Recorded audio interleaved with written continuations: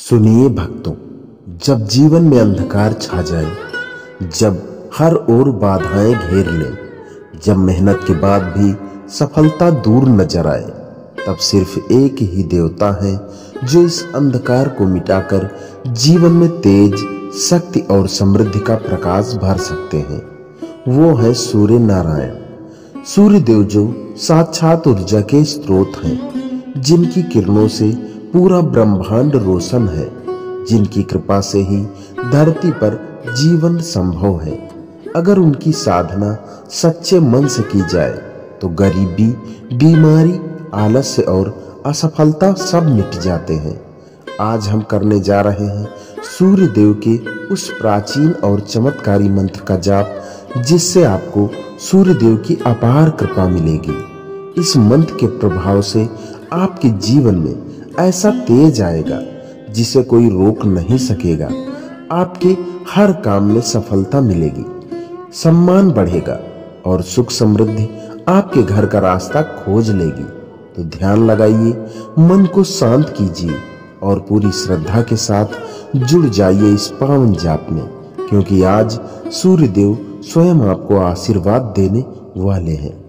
ओम आदित्याय विद्महे दिवाकराय धीमहि तन्नो सूर्यः प्रचोदयात्। ओम ह्रां ह्रीं ह्रौं सः सूर्याय नमः। ओम घृणिसूर्याय नमः। ओम आदित्याय विद्महे दिवाकराय धीमहि तन्नो सूर्यः प्रचोदयात्। ओम ह्रां ह्रीं ह्रौं सः सूर्याय नमः। ओम घृणिसूर्याय नमः। ओम आदित्याय विद्महे दिवाकराय धीमहि तन्नो सूर्यः प्रचोदयात्। ओम ह्रां ह्रीं ह्रौं सः सूर्याय नमः। ओम घृणिसूर्याय नमः। ओम आदित्याय विद्महे दिवाकराय धीमहि तन्नो सूर्यः प्रचोदयात्। ओम ह्रां ह्रीं ह्रौं सः सूर्याय नमः। ओम घृणिसूर्याय नमः। ओम आदित्याय विद्महे दिवाकराय धीमहि तन्नो सूर्यः प्रचोदयात्। ओम ह्रां ह्रीं ह्रौं सः सूर्याय नमः।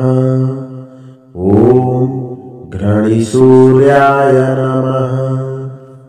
ओम आदित्याय विद्महे दिवाकराय धीमहि तन्नो सूर्यः प्रचोदयात्।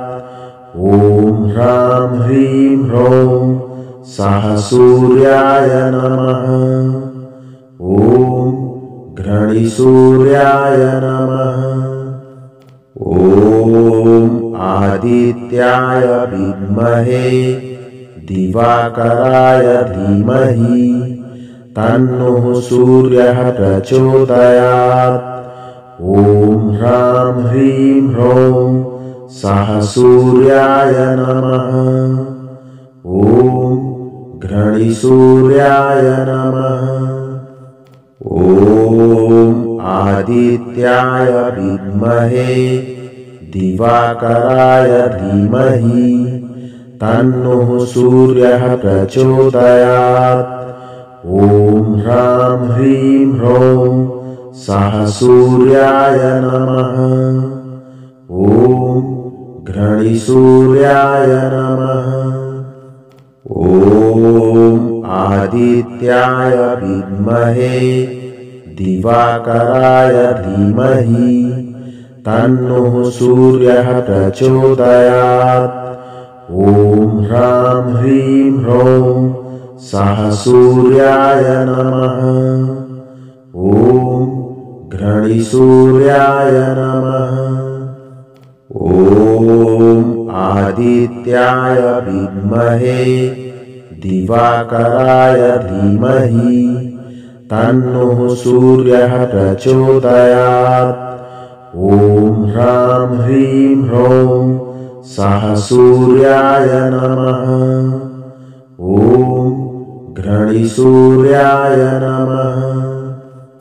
ॐ आदित्याय विद्महे दिवाकराय धीमहि तन्नः सूर्यः प्रचोदयात्।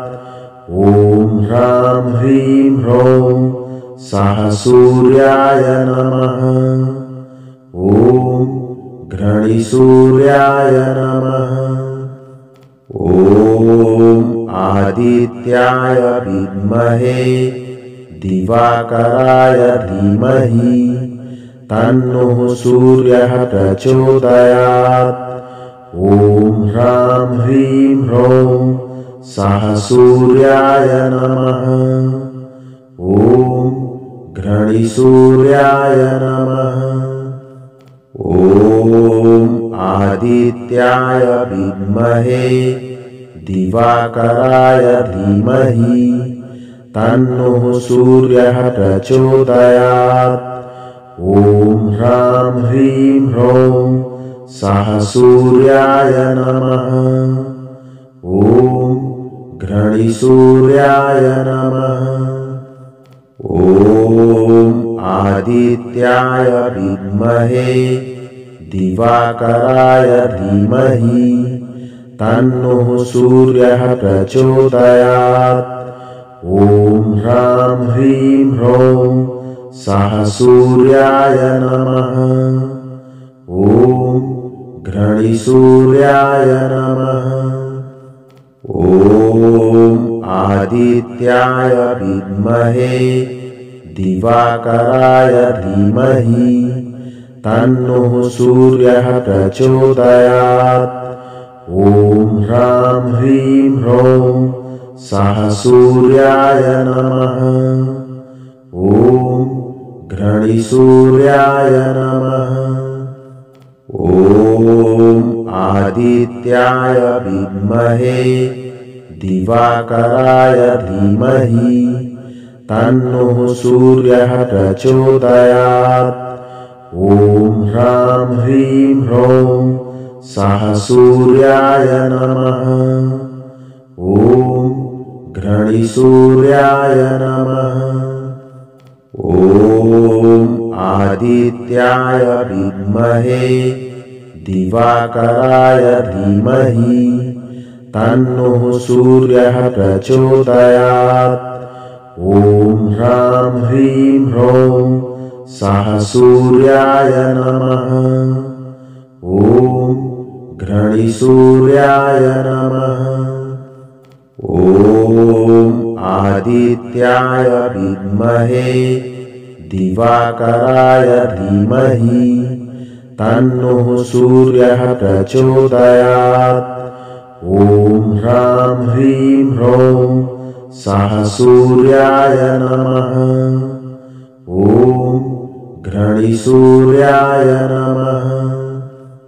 ॐ आदित्याय विद्महे दिवाकराय धीमहि तन्नः सूर्यः प्रचोदयात्। ॐ ह्रां ह्रीं ह्रौं सः सूर्याय नमः। ॐ घृणिसूर्याय नमः। ॐ आदित्याय विद्महे दिवाकराय धीमहि तन्नः सूर्यः प्रचोदयात्। ॐ ह्रां ह्रीं ह्रौं सः सूर्याय नमः। ॐ घृणिसूर्याय नमः। ॐ आदित्याय विद्महे दिवाकराय धीमहि तन्नः सूर्यः प्रचोदयात्। ॐ ह्रां ह्रीं ह्रौं सः सूर्याय नमः। ॐ घृणिसूर्याय नमः। ॐ आदित्याय विद्महे दिवाकराय धीमहि तन्नः सूर्यः प्रचोदयात्। ॐ ह्रां ह्रीं ह्रौं सः सूर्याय नमः। ॐ घृणिसूर्याय नमः। ॐ आदित्याय विद्महे दिवाकराय धीमहि तन्नः सूर्यः प्रचोदयात्। ॐ ह्रां ह्रीं ह्रौं सः सूर्याय नमः। ॐ घृणिसूर्याय नमः। ॐ आदित्याय विद्महे दिवाकराय धीमहि तन्नः सूर्यः प्रचोदयात्। ॐ ह्रां ह्रीं ह्रौं सः सूर्याय नमः। ॐ घृणिसूर्याय नमः। ॐ आदित्याय विद्महे दिवाकराय धीमहि तन्नः सूर्यः प्रचोदयात्। ॐ ह्रां ह्रीं ह्रौं सः सूर्याय नमः।